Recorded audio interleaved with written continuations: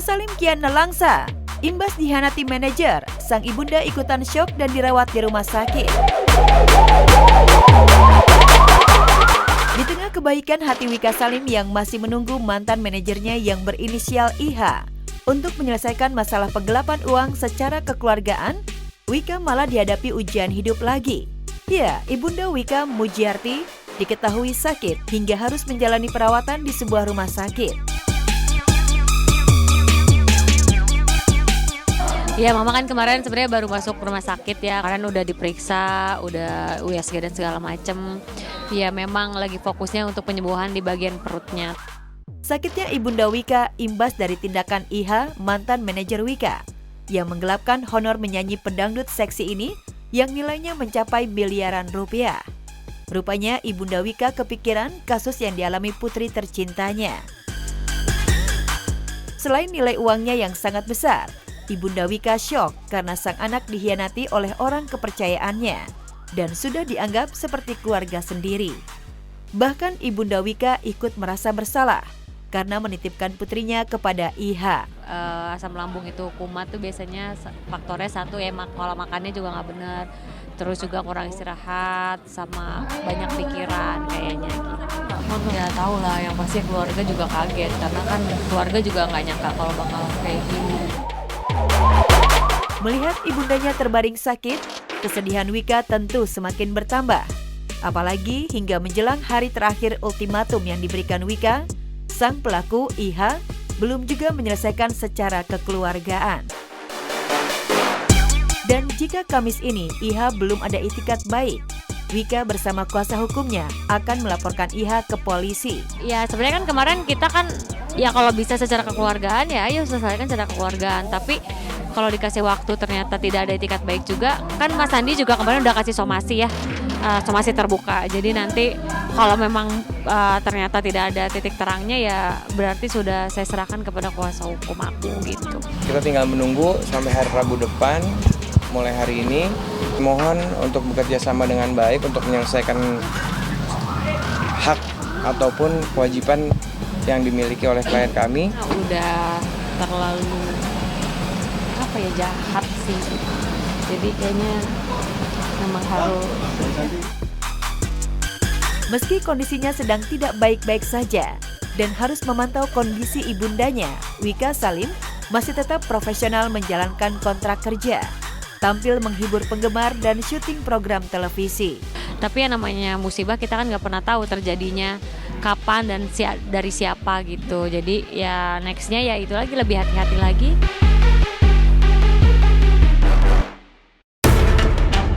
Baim Wong akhirnya beberkan fakta dugaan perselingkuhan Paula Verhoeven.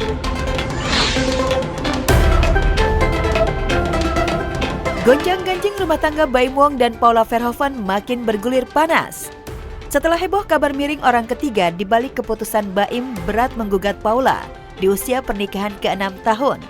Kemarin Baim akhirnya beberkan perselingkuhan Paula di Pengadilan Agama Jakarta Selatan. Tak tanggung-tanggung, selain membawa bukti video, kubu Baim juga bawa sejumlah saksi kunci. Fakta sang istri main api dengan pria lain. Tadi saya menjadi saksi salah satu case yang memang diajukan. Tapi informasi tidak bisa saya sampaikan di sini. Semua saksi fakta satu ahli. Jadi yang saya hadirkan saksi fakta 4 ya. 4 yang diperiksa itu saksi fakta. Fakta yang mengetahui sesuatu yang saya katakan tadi, ada seseorang yang bukan sesama muhrimnya yang menjelaskan kejadian, peristiwa, sesuatu yang terjadi, hal yang luar biasa sekali. Apakah dibenarkan seseorang yang bukan muhrimnya berduaan di suatu tempat yang cukup eksklusif?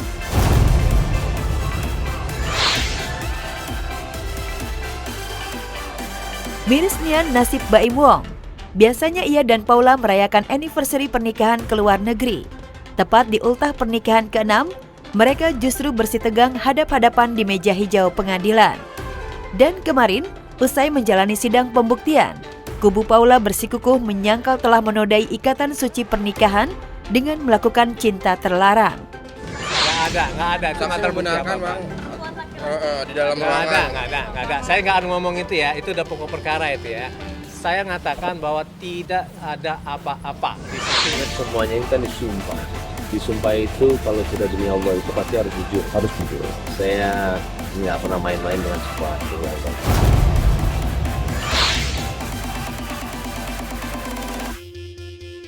Ya, dugaan perselingkuhan Paula benar-benar membuat rumah tangga Baim Wong di ujung tanduk. Sanggupkah Baim melewati ujian rumah tangganya? Yang pasti belum usai ujian rumah tangga, kini sang ayah tercinta, Johnny Wong, juga tengah dirawat intensif di rumah sakit. Lantas benarkah jatuh sakit Johnny? Syok lantaran tahu sang menantu idaman diduga selingkuh? Satu hal yang pasti hingga saat ini, Paula belum terlihat menjenguk mertua ke rumah sakit. Kondisi perceraian dan seperti apa bang mungkin kekuatannya? Minta doanya. Masih baik-baik aja, Papa.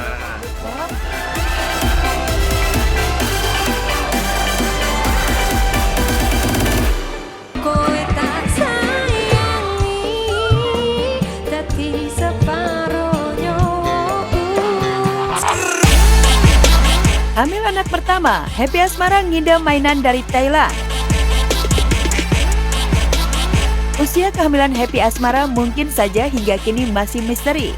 Tapi jenis kelamin bayi dalam kandungan Happy Asmara mulai terlihat tanda-tandanya. Ya, Happy yang sejak diketahui tengah berbadan dua lebih nyaman tak make upan, ngidam main biliar. Tanda-tanda calon anak pertama Happy dan Gilga berjenis kelamin laki-laki makin kentara.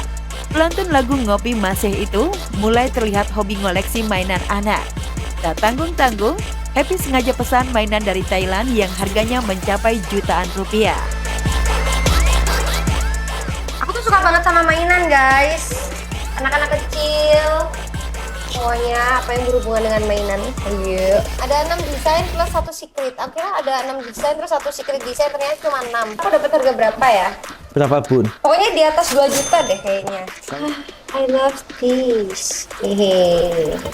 Cara ini dia boneka labu upside duck yang aku punya. Koleksinya. Koleksi aku. Kita langsung dipajang. Dipajang kemana, Bun, ini? Kita langsung pajang aja ke sana nanti. Oke guys, jadi ini semua koleksi labu aku. Ya, sampai saat ini baik Happy Asmara maupun Gilga selalu menghindar setiap kali ditanya soal perkembangan hamil anak pertama. Namun satu hal yang pasti, pasangan yang menikah tertutup beberapa bulan lalu ini sudah menyiapkan rumah masa depan bersama anak kelak. Bahkan kamar calon anak pertama mereka sudah disiapkan menyerupai home theater. Iya, Ibu. Kayak ada rasanya ini sumpah. Serius ya, Iki? Ini kasur larang. Harganya berapa? Ya gak jajal itu doang. Ini saling mesunan. TV-nya aja lihat deh. Separuhnya gondrol, Ibu. 72 In. Bisa gantung loh. Padahal gak ada tali. Ya, doain bahagia terus. Amin. Rezekinya lancar terus, bisa menghibur semuanya, bisa.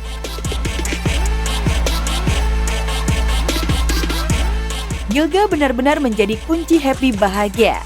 Bagaimana tidak, meski menjalani proses pacaran singkat, usai resmi menikah, cinta ugal-ugalan Gilga benar-benar membuat Happy Asmara bahagia. Meski sama-sama sibuk kerja, Happy dan Gilga makin hari makin tak terpisahkan. Aku dulu tuh pas waktu umroh doanya semoga Tuhan ngasih apa yang aku butuhkan, bukan apa yang aku inginkan. Karena apa yang aku inginkan belum tentu aku membutuhkan gitu. Kalau sama suamiku apa aja tuh jadi pas. Karena emang cuman aku yang bisa membuat dia bahagia.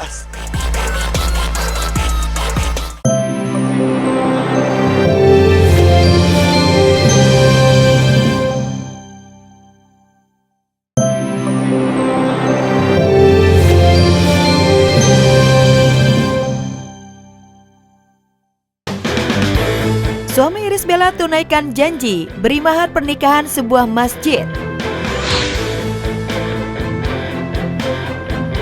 Untuk kesekian kalinya, Iris Bella memamerkan video kebersamaannya dengan sang suami, Haldi Sabri. Namun yang jadi sorotan pada video teranyarnya, Ibel dan suami terlihat mengunjungi sebuah tanah lapang dan mendapat penjelasan mengenai denah yang tertera di sebuah kertas karton.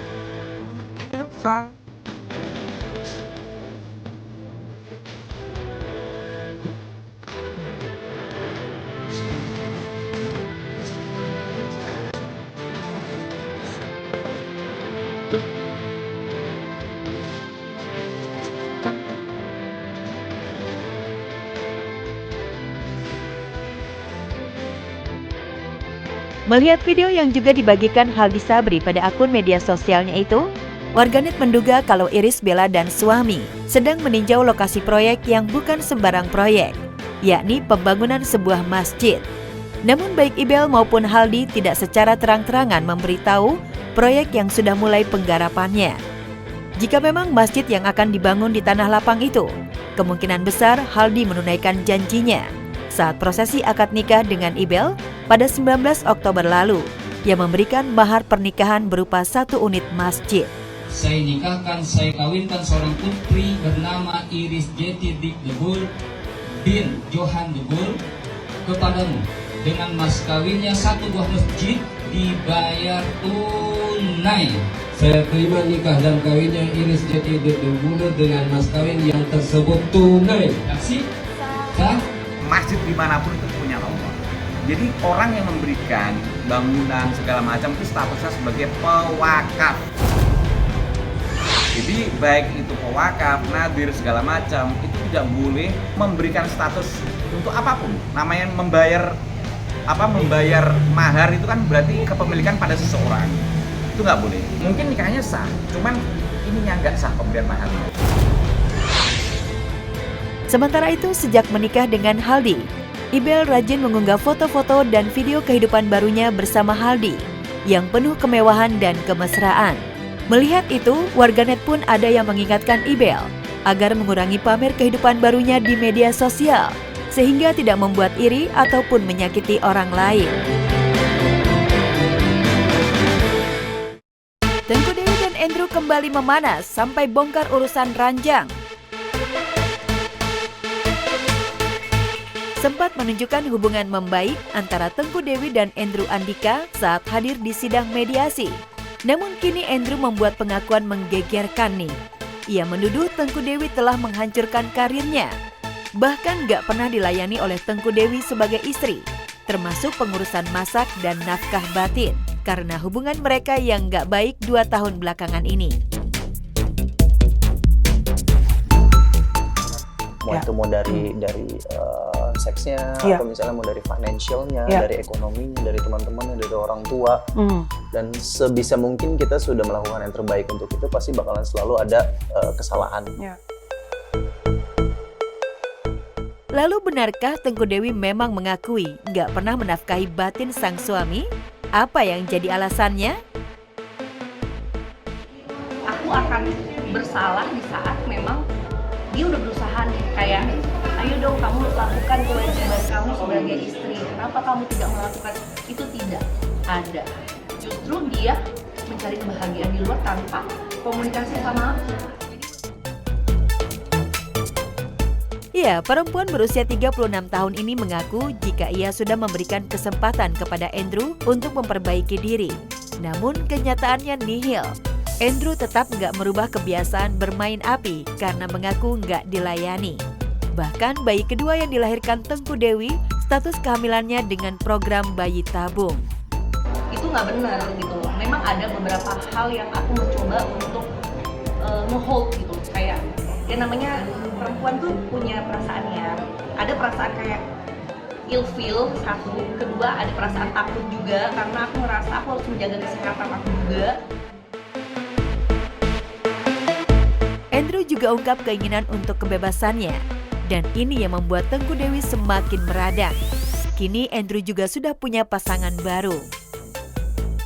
Dia juga sekarang juga nggak sendiri sama aku, walaupun aku nggak tahu perempuannya itu ya random juga kali ya. Mudah-mudahan aja sekarang orang yang dekat sama dia membawa dia parah juga. Yang lebih menghargai, yang lebih perhatian, yang lebih ngurusin, yang tidak ada di Dewi, ya mungkin itu yang bakalan gue cari dari seseorang.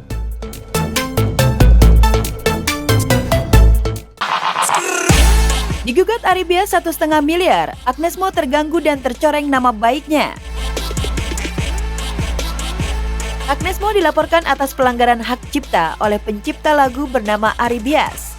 Dan kasus ini pun sudah masuk persidangan di Pengadilan Negeri Jakarta Pusat. Namun Agnes Mo mangkir lantaran masih ada pekerjaan di Amerika. Agnes sangat kaget karena kasus hukum ini baru aja terjadi sepanjang 3 dekade berkarir di dunia hiburan. Apalagi gugatan yang dilayangkan Ari di lagu berjudul Bilang Saja tidak main-main, 1,5 miliar rupiah. Agnes santai aja, prinsipal santai aja, dia taat undang-undang. Selama ini setiap kerjasama nggak pernah ada masalah.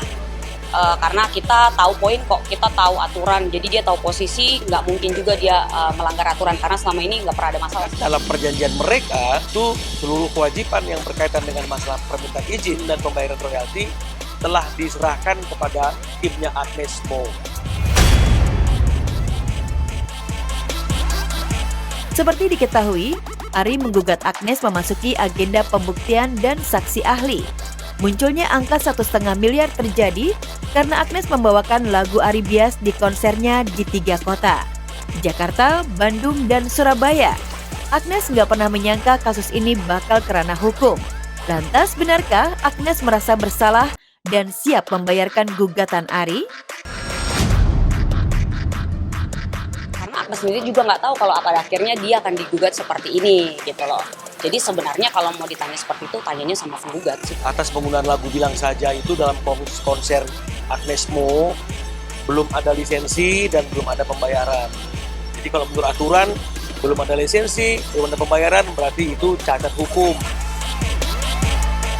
Kondisi yang lebih tragis terjadi saat lagu yang diciptakan 20 tahun silam. Agnes belum pernah sekalipun meminta izin. Persoalan royalti emang dilindungi undang-undang. Makanya nggak cuma pencipta lagu, tapi juga penyanyi yang bertanggung jawab soal royalti tersebut. Selama berapa tuh 20 tahun ya, memang tidak pernah ada chat atau permintaan izin pada saya untuk pemakaian lagu tersebut. Dan saya juga selama itu juga tidak pernah mendapatkan royalti dari sponsor Agnes Mo.